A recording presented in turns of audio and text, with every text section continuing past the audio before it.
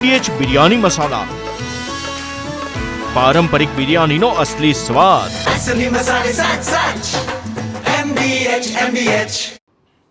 નમસ્કાર, સમાચાર સાથે હું છું અક્ષય. સુરતના લિંબાયતમાં આમ આદમી પાર્ટીના કાર્યકર હોવાની ઓળખ આપીને ખંડણી માંગવાના કેસમાં 3 લોકો સામે ફરિયાદ નોંધાઈ છે. યુવા મહામંત્રી છે શ્રવણ જોશી, જે પોતે વારંવાર સસ્તા અનાજની દુકાનો ઉપર જતો હતો અને ત્યાં જઈ અને એ લોકોને કેમ તમે અનાજ ઓછું આપો છો, કેટલું આપો છો, શું છે એ બાબતે પ્રશ્નો પૂછતો હતો, એમના વિડીયો બનાવતો હતો અને ત્યારબાદ તે જે છે પોતાના ફેસબુક પેજ ઉપર અપલોડ કરતો હતો.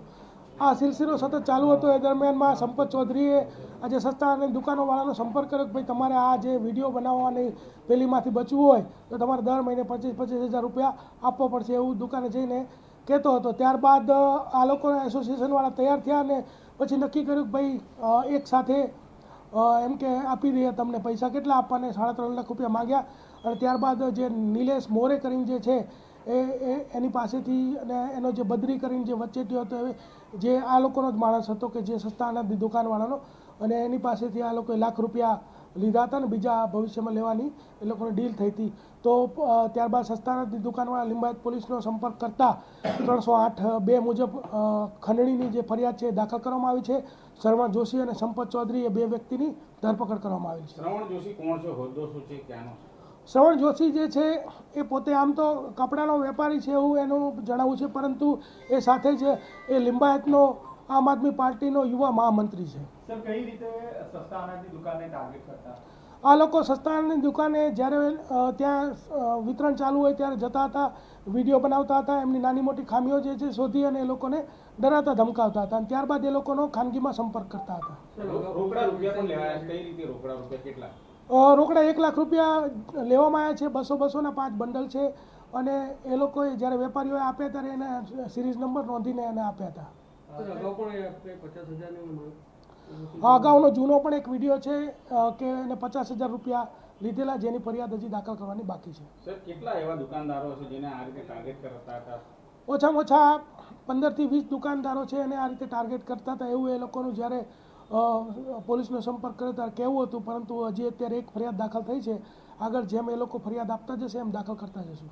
શ્રવણ જોશીને લઈને સંપત ચૌધરીએ શું વાત કરી? કઈ રીતે રૂપિયા કોના વતી સ્વીકાર્યા? સંપત ચૌધરીએ શ્રવણ જોશી વતી રૂપિયા સ્વીકાર્યા. એણે એવું કીધું હતું કે ભાઈ હું શ્રવણભાઈનો માણસ છું અને તમે પૈસા આપી દો, પછી શ્રવણભાઈ તમારી દુકાને આવીને વિડીયો નહીં બનાવે એવું એશ્યોરન્સ આપતો હતો અને એ રીતે એણે રૂપિયા સ્વીકાર્યા હતા.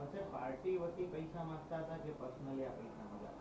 જે આપણી પાસે વિડીયો ધ્યાનમાં આવ્યો છે એમાં જે સંપત ચૌધરી એવું કહી રહ્યો છે કે શ્રવણભાઈનો હું માણસ છું, શ્રવણભાઈને આ પૈસા આપવાના છે, પછી એમ કે કાર્યકર્તાઓને ચા પાણી નાસ્તો કરાવવા માટે પૈસા આપવાના છે અને એમ કે PSI અને પોલીસ અધિકારીઓ તો શ્રવણભાઈથી બધા તરત ઊભા થઈ જાય છે, આવી બધી ડીંગો હાંકતો હતો.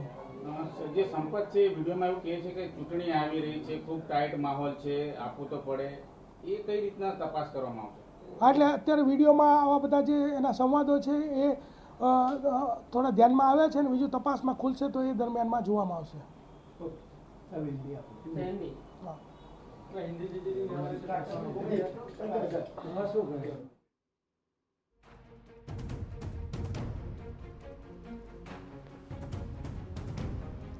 તો ડીસીપી પોતે જણાવી રહ્યા છે કે આખા મામલાની વિગતો મેળવી લીધી છે. હવે તપાસનો ધમધમાટ તેજ થયો છે, કારણ કે આ લોકોની કદાચ આ પ્રકારની મોડસ ઓપરેન્ડી છે. 15 થી 17 એવા વેપારીઓને પરેશાન કરવામાં આવ્યા છે કે જેઓ સસ્તા અનાજની દુકાન ધરાવે છે અને તેઓને બ્લેકમેલ કરીને અલગ અલગ પ્રકારે વિડીયો બનાવીને સોશિયલ મીડિયામાં વાયરલ કરવાની ધમકી આપીને ખંડણી ઉઘરાવવામાં આવતી હોવાનું આખું ષડયંત્ર સામે આવ્યું છે.